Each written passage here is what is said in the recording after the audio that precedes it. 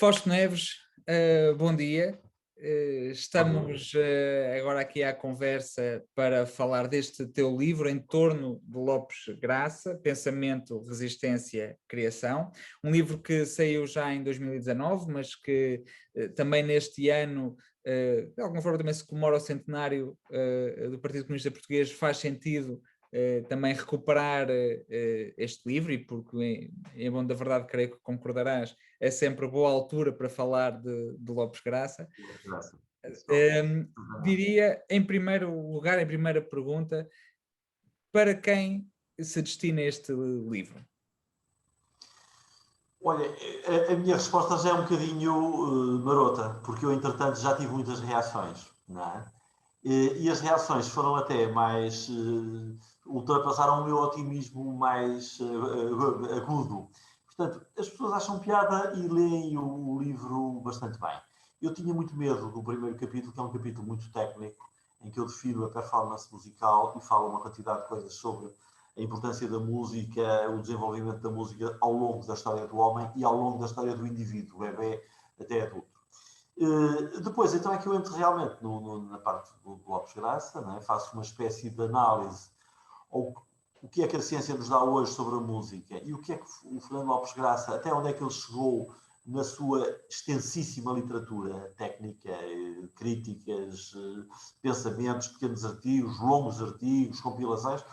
Faço um bocadinho a comparação e depois então há também uma parte que me interessou muito, que foi tratar a relação do Fernando Lopes Graça com o Partido Comunista Português sem qualquer espécie de complexo, porque das duas uma, ou os estudiosos não gostam muito de aprofundar esse lado, ou então aprofundam de uma maneira errada e provavelmente mal intencionada, tem que se dizer.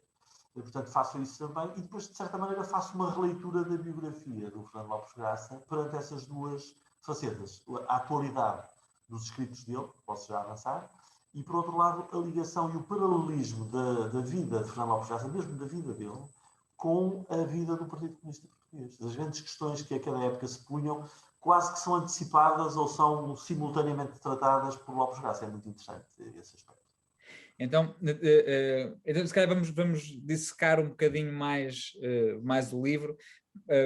Ele, na tua opinião, então, serve para todos os públicos? Eu penso que sim. Para Pelas todos. reações que tive, sim, acho que sim. As pessoas gostam, acham piada, porque tive pessoas que estão muito longe, quer da zona política de Fernando Lopes Graça, quer até do conhecimento de Fernando Lopes Graça, e gostaram de ler, acharam interessante e, sobretudo, o livro trouxe-lhes algumas ideias que eles não tinham. Não é? Alguns relacionamentos entre a parte histórica e a parte musical e a parte da biografia do Fernando Lopes Graça, que não conheciam, ou pelo menos não tinham apanhado essa realidade. Não é? Penso que sim.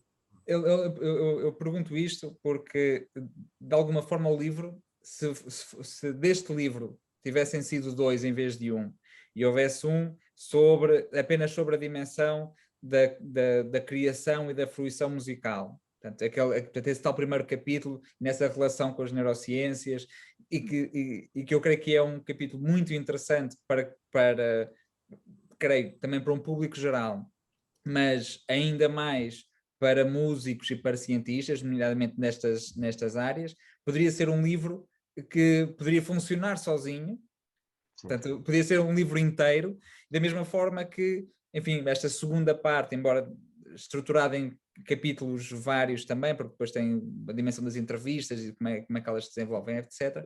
Mas esta segunda parte sobre a biografia da Lopes Graça, de alguma forma até uma biografia musical, porque cruza a sua vida pessoal e política e social também com a sua própria vida de criador e de intérprete musical. Portanto, ele produz esta peça neste contexto político e social, este contexto político e social obriga-o a construir esta peça, a encontrar esta solução, e esse também podia funcionar como um livro sozinho, só assim. Mas o facto de eles não serem dois livros e ser apenas um livro, cria aqui um cruzamento que também ele terá algum significado. Não é? Tem, e aliás, esse aspecto que tu estás agora a referir foi muito discutido com o Francisco Melo, não é? Porque este livro resultou de uma tese. E houve uma grande parte da tese que eu retirei do livro, porque tinha um interesse académico, científico, mas não seria muito interessante para o público, sobretudo inquéritos sobre conceitos que eu fiz, a recepção da luta. O assunto é interessante, mas é demasiadamente árduo, não é? Isso retirou-se. Agora, pareceu muito interessante esta dicotomia de até onde é que está a ciência, qual é o valor da música, visto de uma maneira muito aberta para a função social da arte, não é? E muito aberta à arte de intervenção e a intervenção pela arte. Não são antagónicas, são complementares, não é? E depois a comparação disso com o que Fernando Lopes Gassa disse é que parece-me que é muito interessante e é muito rico e é muito elogioso, fantasticamente elogioso em relação à capacidade de Fernando Lopes Gassa, a capacidade científica, Uhum. de conhecimento enciclopédico e científica. Ele elaborou algumas teses muito interessantes que hoje são perfeitamente atuais e infelizmente ainda não foram levadas à prática. Que era a nível da acessibilidade à música, o papel social da música, a escolha de repertório, o que é boa música, o que é má música, a grande música e a música comercial. Ele já tinha esses problemas todos muito bem etiquetados, digamos assim, e muito bem estudados e dissecados. É. Eu diria, esse primeiro capítulo tem de facto, coloca essas questões que são questões de uma grande profundidade. E isto não quase diria em paralelo à dimensão biográfica e de sua própria produção intelectual, portanto, de Lopes Graça, mas este primeiro capítulo sobre a importância que a música tem para o desenvolvimento enfim, humano, individual de cada um de nós, né? Portanto, que a importância que tem para a nossa própria capacidade cognitiva, digamos assim. Né?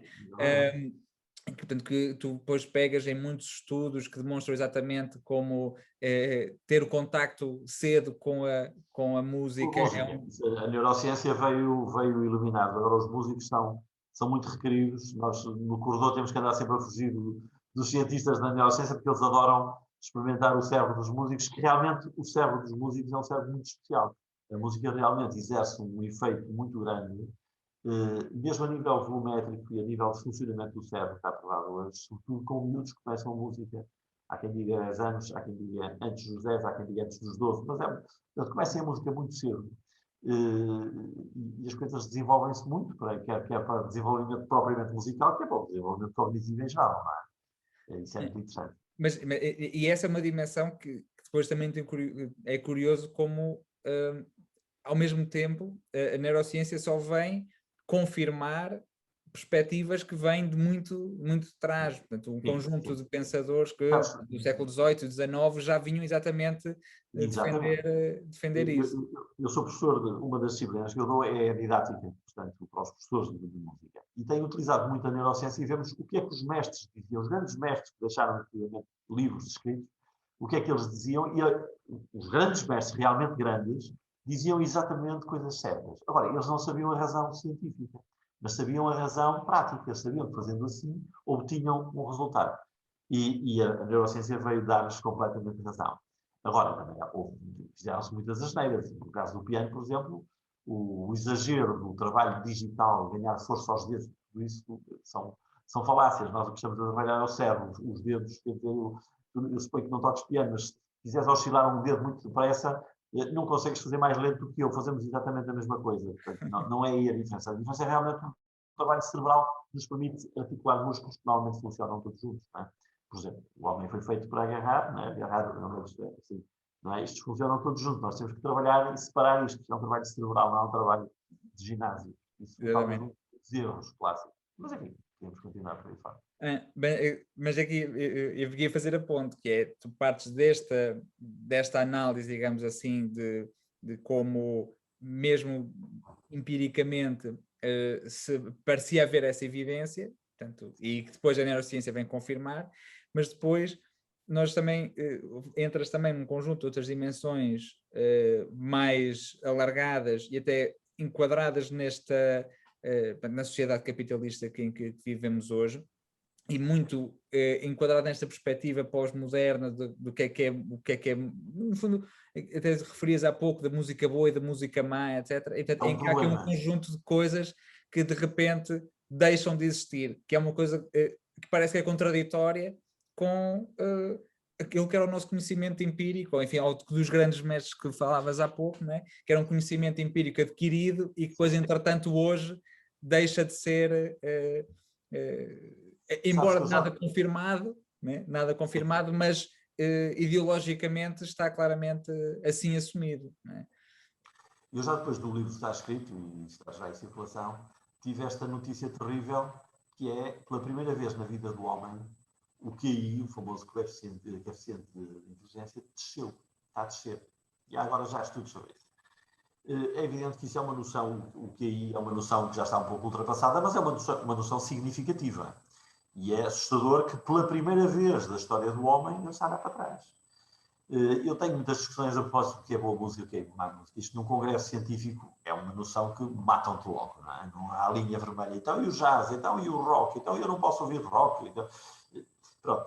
No livro dou um exemplo muito simples, que é o famoso ICOT Pego, que está todo analisado em rodapé, e eu suponho que aí ninguém consegue dizer que isso é boa música.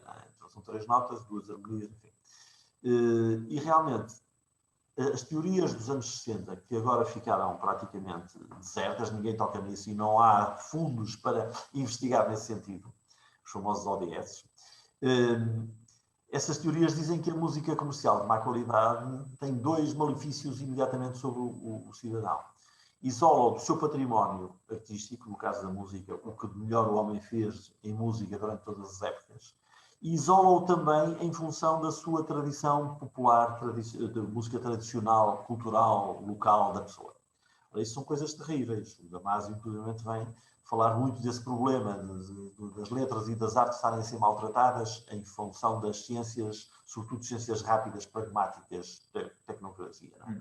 Ele chega a explicar o problema da violência escolar na América com esse desequilíbrio, que o desequilíbrio que se pôs no plano de estudos transmite num cérebro de um miúdo que está a funcionar. E precisamente as artes e as letras são o que dão ao miúdo a noção de património, de cultura, de herança cultural, de cidadania, de coletivo, etc. Não é? Portanto, começamos a ver que isto não há nada que seja por acaso, não é? Não há coincidências. Não é? E esta história da música, nós se virmos os canais abertos da televisão de manhã à noite, é uma coisa absolutamente monstruosa.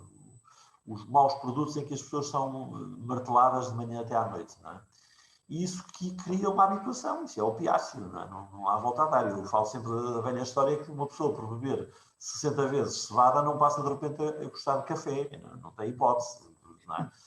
Já nem vive sem a cevada. Portanto, isso é um problema muito complicado. Se nós começamos a perceber que a música pode desenvolver o cérebro do indivíduo de uma maneira muito interessante, como outras atividades, mas já a música sabemos que sim, podemos calcular que a péssima música, a música de péssima qualidade, também possa ter efeitos terríveis, não é?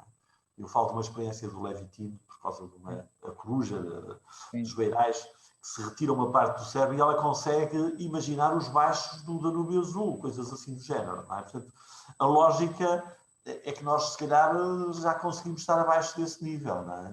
Porque, apesar de tudo, a música do Strauss é muito mais rica que a música, enfim, não vou citar nomes, do Michel Teló, para mantermos o mesmo. Por exemplo, para mantermos o ICOT Pego. Não é? Pronto, é uma questão que eu deixei aberta e é uma questão que mesmo cientificamente é muito difícil de ser tratada. Porque realmente a diferença, onde é que está a diferença? E a música tem uma função social que pode variar, de momento para momento. Não é? O John Cage pode ser uma música interessantíssima com silêncio. Ele tem a famosa peça de 4 minutos e não sei quantos segundos de silêncio. Quer dizer, se nós dissermos agora vai ser um disco, vai ser um sucesso, que é o silêncio. É ridículo. Mas naquele momento, naquele contexto, e no contexto quer oriental, quer de humor e de uma certa ironia muito fina do Cage, teve uma função. Não é? Portanto, há casos. Agora, há outros casos que eu acho que não há ninguém que consiga dizer que o ICOT Pego, que é boa música, que é uma música que desenvolve realmente a pessoa. Enfim. Mas isso tem importância porque cruza de facto depois, e agora podemos entrar mais a fundo, no Lopes Graça, porque Sim. o Lopes Graça tem depois, além da sua criação, que também podemos entrar mais a fundo, mas esta não perde nunca esse objetivo, digamos assim, de também não deixar que a música tradicional, por um lado, da promoção desse próprio património coletivo, né? Mas de valorização da própria música tradicional e, enfim, isto depois há toda essa dificuldade na definição dos conceitos do tradicional e do popular e do pimba e tal, portanto, e depois mistura-se tudo, O tiro já livre. nada significa coisa O Lopes já nenhuma. se chamava no tiro livre. Exatamente, já nada significa nada, né? Mas esta valorização da música tradicional portuguesa, da música popular portuguesa, e demonstrar como nesse trabalho de valorização também é possível, efetivamente, não fazer, a certa altura, penso que o José Luís Borges Coelho usa esta ideia de que o Lopes Graça contribui para elevar o público e não para baixar a música. Não é? Exatamente. Essa ideia é muito interessante. Não é? Portanto, E é, Rui, é a diferença entre democracia e massificação. E cá estamos nós com problemas atualíssimos, não é? De repente as coisas se confundem e às vezes insidiosamente são tomadas uma por outra, o gato por lebre, não é? O problema está aí, a democracia é para elevar as pessoas, não é para baixar aqueles que costumam pensar diferente, para pensar tudo igual, não é? É ao contrário, é para elevar as pessoas. E isso aplica-se a tudo.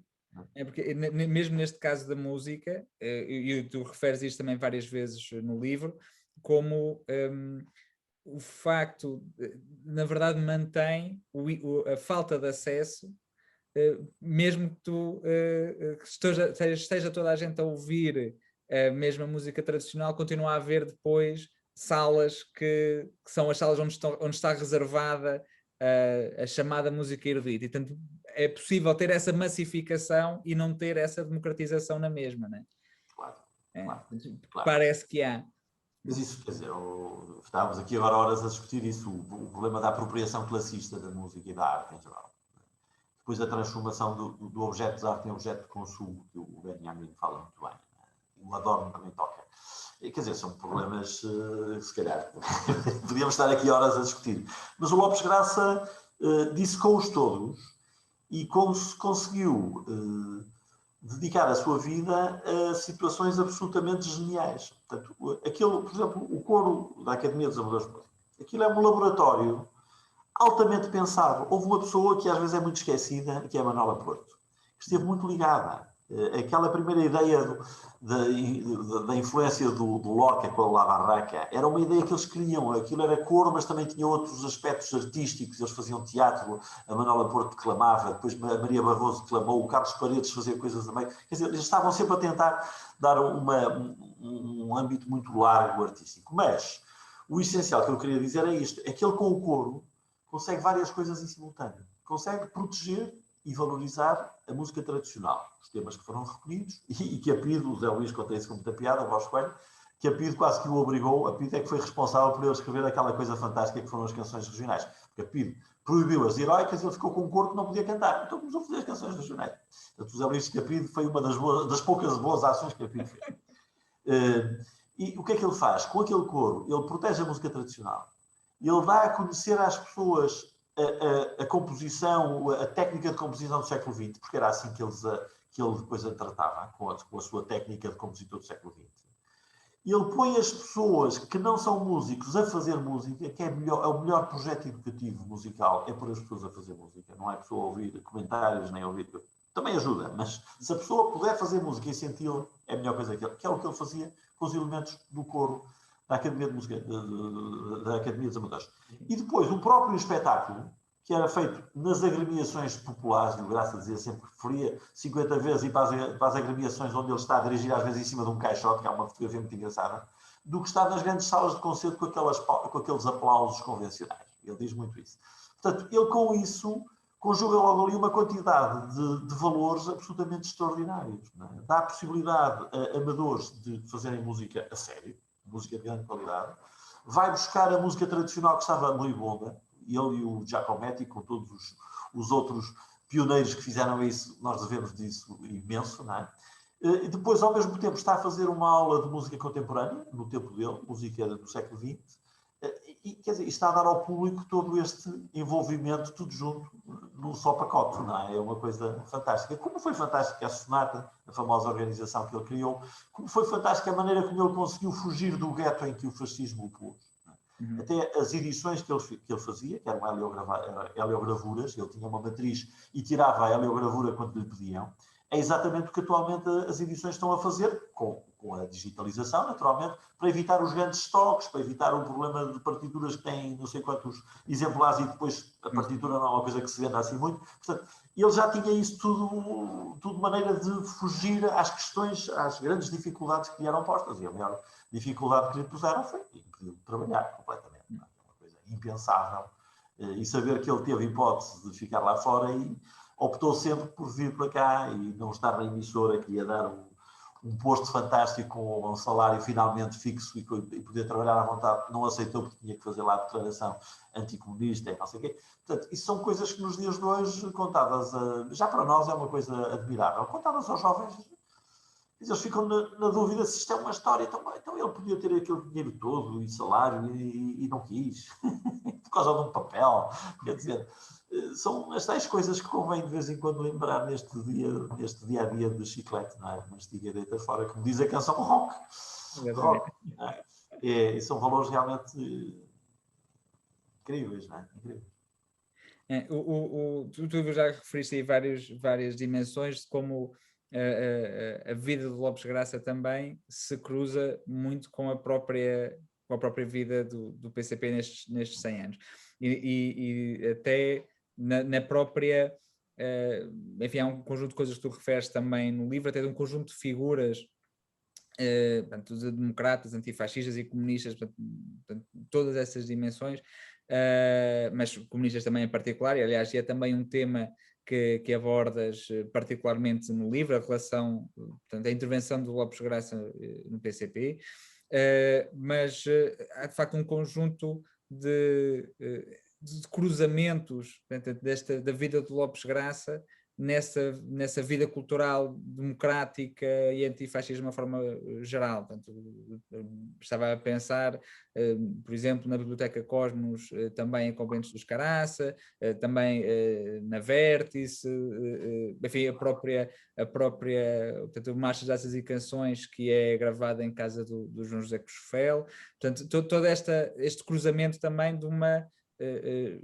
enfim, uma geração né, de antifascista e claramente com uma grande influência também do PCP, enfim, que o Lopes Graça também é, por essa forma, paradigmático. Não é? Eu devo desde já dizer logo à cabeça que eu tive o privilégio de fazer a última entrevista com o Zé Casanova. O Zé Casanova já não reviu, não conseguiu rever a entrevista, mandou-me uma mensagem para eu avançar. Depois falei com a Catarina Casanova, que foi simpaticíssima também, e precisamente essa entrevista foi muito interessante. Foi muito interessante porque, pelo que revelou do Lopes Graça e a ligação do Lopes Graça com o partido, que não era fácil, portanto, os intelectuais nos anos 40, 50 não era fácil. Nós às vezes esquecemos que o partido estava em clandestinidade, não havia reuniões, não havia grande... era complicado. E o outro lado da conversa é a ética absolutamente inacreditável do Zé Casanova e do próprio Partido Comunista. Né? Portanto, a primeira prisão do Graça dá-se ainda nos anos 20, né? Em Tomar. Portanto, ele é acusado pela PIDE. O processo do Graça na PIDE é um dos processos maiores que lá está. Maior que muitos líderes políticos. É uma coisa impressionante. Então, a primeira prisão que ele é acusado de pertencer à organização comunista de Tomar. E nessa organização comunista estão várias pessoas que também são presas, entre as quais o Manuel Alpedrinha, que ainda sobreviveu ao 25 de Abril e, salvo erro, foi deputado à Assembleia Constituinte. Jornalista. Claramente militante do Partido Comunista Português. O que é que o José Casanova me diz? Não podemos dizer nada porque nós não temos arquivos desse tempo. Ou seja, tudo que seja arquivos para trás dos anos 40 é tudo muito mais difícil, porque não era fácil nesse tempo e por motivos que a gente percebe. O certo é que é mais que óbvio que a organização comunista era do PCP, quer dizer, as pessoas não mudaram, mas foi isso. E ele foi preso por causa de umas pichagens em Tomar. Claro, já estava debaixo de olho, não é? Pois é muito engraçado quando é que ele entra para o partido, quando é que ele não entra para o partido. Normalmente há sempre os anos 40 como entrada do partido, até porque ele depois vai como representante a um dos congressos internacionais que foi, e dizem os estudiosos cá de fora que o Partido Comunista não mandava gente que não fosse militante. Portanto, ele de certeza que entrou. Agora, há uma frase que é até escrita num prefácio de um livro posterior, em que o Graça lembra os tempos do Liceu, quando ele tem o primeiro contacto com o Golpe de Estado. E ele diz que, com os amigos dali, e cita vários nomes, todos eles, comunistas, o Guedes, o Araújo, enfim. E ele diz que logo ali resolveu tomar partido, pelo Partido da Liberdade, pelo Partido da Luta contra o Estado Novo. Eu tenho muita dificuldade em que ele estivesse a falar em termos poéticos do Partido da Liberdade, não estivesse a falar do Partido Comunista. Mas enfim, é o que é. O que é que o Casanova me diz? É que as relações do Graça com o partido foram sempre muito intensas. E que nunca houve, porque havia às vezes grandes dissidências, de problemas, depois com as invasões da Hungria, da Checa, enfim, esses problemas todos, que com o Graça nunca houve, até porque ele era um dos elementos que fazia muita ligação com o Graça. Não é? Agora, pode ter havido algum afastamento por parte do Graça? Sim, mas a história da expulsão, a história da demissão, tudo isso, diluiu-se completamente. Até aquelas peças, desculpa dizer, que até as peças, as últimas peças que produziu também são absolutamente incontornáveis. Há várias interpretações. Há uma interpretação que eu acho menos interessante, para não dizermos mais, que é que o Graça estava fora do partido e depois, a partir do 25 de Abril, aqui entrou outra vez e depois ficou, enfim, uma expressão muito infeliz, caninamente comunista. Eu já vi isso escrito. Enfim, vale para. Agora, se nós analisarmos realmente a obra teórica do Graça, nós vemos sistematicamente o tratamento de questões muito importantes da oposição em paralelo com o partido. Muitas das vezes antes do partido tomar uma posição oficial, o que pode indiciar que já havia ali uma discussão dentro daquelas reivindicações sobre isso. E estou a falar de coisas muito concretas. No frentismo, o Graça foi um frentista por excelência. Ele conseguiu que ninguém conseguia, até estar em duas tertúlias que não se podiam ver, todas elas da oposição, que era o caso de Coimbra, por exemplo, era o Manifesto e a Presença. Ele estava nos dois. Portanto, ele tinha uma grande capacidade de lidar com as várias correntes da oposição. Na Seara Nova, ele teve um papel muito importante, e depois, quando tomou as rédeas da Seara Nova, ele nunca disse o que se passou, mas que houve ali uma cabala contra ele muito grande, que ele disse, mas senhores, tudo bem, sai, continua a colaborar, mas não sai.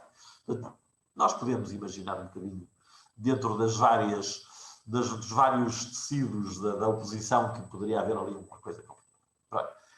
Esse é um dos assuntos. O outro assunto que ele trata, logo desde a entrada, ainda no jornal, o famoso jornal A Ação de Tomar, que fecharam o jornal e ele era o diretor, que é a relação com os católicos. O posicionamento dele pessoal em relação à religião, e há uma entrevista fantástica com o Mário Vieira de Carvalho sobre o Requiem à memória das vítimas do fascismo, já depois de 25 de Abril, em que ele aí realmente é extraordinária a clareza do pensamento daquele homem, mas é muito interessante os vários artigos que ele escreve sobre isso. E sobre a necessidade de unidade com os católicos, progressistas, com várias frentes, e depois o problema da religião e da política, que não tem que estar absolutamente em contradição, contrário. É muito, muito, muito, muito interessante. Muito interessante. Depois o problema claro, que aí foi a grande questão, depois deu aquele famoso duelo no Vértice com o Cunhal, que ele não sabia quem era, não é? O pseudónimo, que era a questão da intervenção. Qual é o papel da arte numa situação complicadíssima, que era a situação da ascensão do fascismo, anos 30, 40, Segunda Guerra Mundial, e depois qual é o papel da arte? De uma revolução, do progresso. Isso sempre foi um assunto em que teve discussões violentíssimas. Basta ver as discussões entre o Brecht, o Lukács, o Benjamin, que já vinha de trás, o Bloch, quer dizer, cada um tinha a sua versão. E depois, essas discussões eram tidas num contexto dramático. O Benjamin estava a fugir dos nazis e a discutir isso, e tanto fugiu que acabou por suicidar, não aguentou a pressão. Não é? Portanto, não estamos a falar de conversas de café. Claro.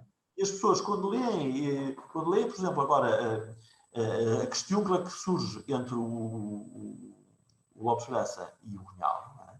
Acham que aquilo é uma conversa de café. Ai, agora toma lá, ai, disseste isso, então toma lá isso. Quer dizer, o Cunhal estava preso. Ele fazia sair o artigo da penitenciária de Lisboa, na altura, quer dizer, não estamos a brincar propriamente. Não é? Portanto, e é muito interessante a fusão das ideias. E aqui o Graça, que às vezes era um bocado deslocado, digamos assim. O Graça, o que tinha a dizer, dizia e não tinha de peixe. E às vezes ia longe demais. Mas é muito interessante quando nós vemos as ideias do Graça e as ideias do Cunhal perfeitamente em união, completamente juntas, no livro do Cunhal, na arte, a sociedade, o artista e a arte. Não é? Portanto, aí está exatamente tudo que eu estava a discutir de uma maneira tão bonita, tão bela, não é? Que eu considero esse livro um livro de cabeceira de qualquer pessoa que tenha algum pensamento para a arte, mesmo que seja pouquinho, e poucas vezes vale a pena pôr esse livro na cabeceira. E já não digo dos artistas, que devia ser obrigatório lerem 2 vezes por dia. Dos dias que correm, que as pessoas às vezes perdem um bocadinho as referências, e é muito interessante. Esse livro é realmente fantástico. Mas é muito interessante porque se lermos a questiúncula dos anos 50, aqui em Portugal foi 50, mais ou menos, e vemos depois o que está no livro, realmente é muito interessante. Valeu a pena a discussão entre os dois, de parte a parte. Muito bem. Fausto, eu creio que temos de nos aproximar também do fim desta conversa. Queria lançar-te uma última pergunta. Nós estamos, portanto, a comemorar o centenário do Partido Comunista Português neste ano 2021. Enfim, a vida de Lopes Graça, ela própria, em muitos momentos, que acho que nesta nossa conversa permitiu ver isso, e o livro explora isso ainda mais.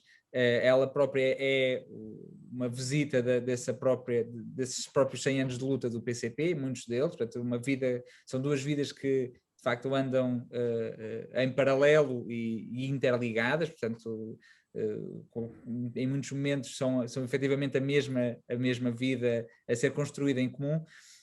Não ia fazer a pergunta sobre isso, ia centrar-me sobre a questão da música. Neste ano que estamos a comemorar os 100 anos, e olhando para estes 100 anos de luta, o que dizes sobre a importância da música nestes 100 anos de luta do PCP? Enfim, talvez até começando por essa música que ainda por cima não é apenas património do PCP, mas dos trabalhadores de todo o mundo, que é internacional e que, enfim, enfim, que é hino do PCP e que é hino das massas trabalhadoras de todo o mundo. O que dizes sobre a importância da música nestes 100 anos? Pois, ora aí está.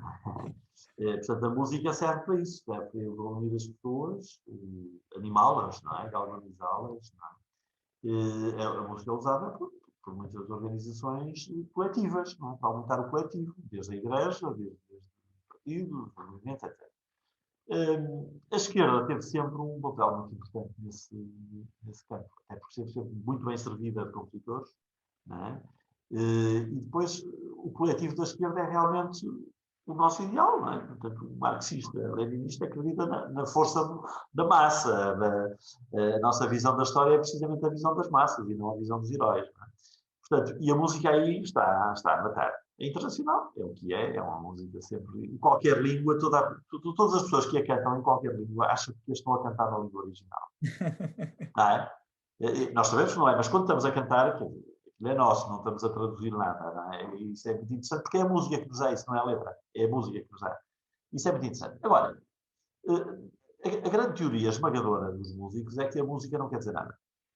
A música, para dizer alguma coisa, tem que ter letra. Eu não acredito muito nisso. E nós, no partido, temos um caso paradigmático que eu já pus em meios científicos, ficou tudo a olhar para mim, que é a Carvalheza.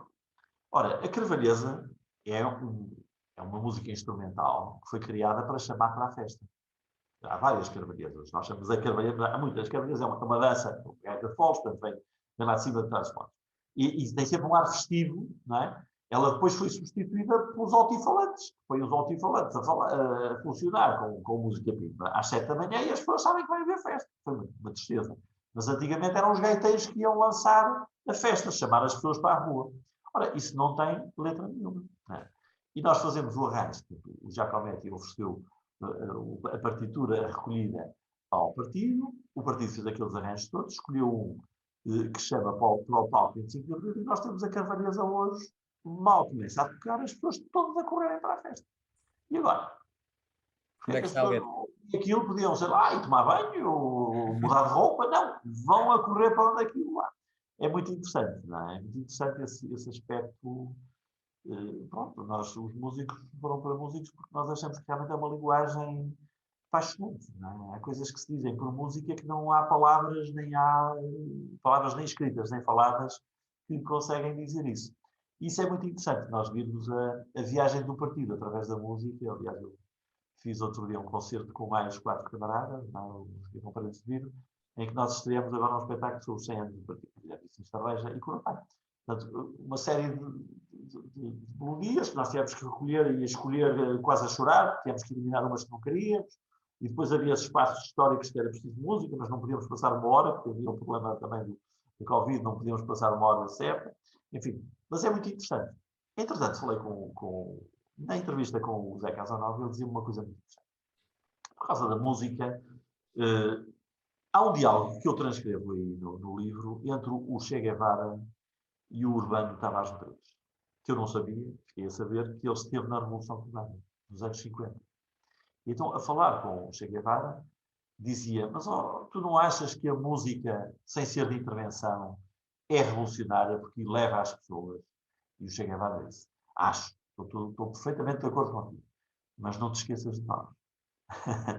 E o Zé Casanova diz uma coisa muito parecida, dizia, o Lopes Graça tem música fantástica, mas escreveu as heroicas numa linguagem elevada, de grande qualidade, mas uma linguagem muito acessível para toda a gente apanhar a melodia e cantar.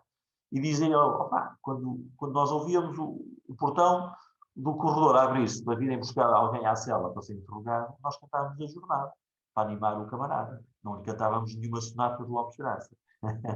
Portanto, é muito interessante esse aspecto da função social da música, que nós estamos agora a dizer, a parte funcional da música. Há música para quase tudo. Não é?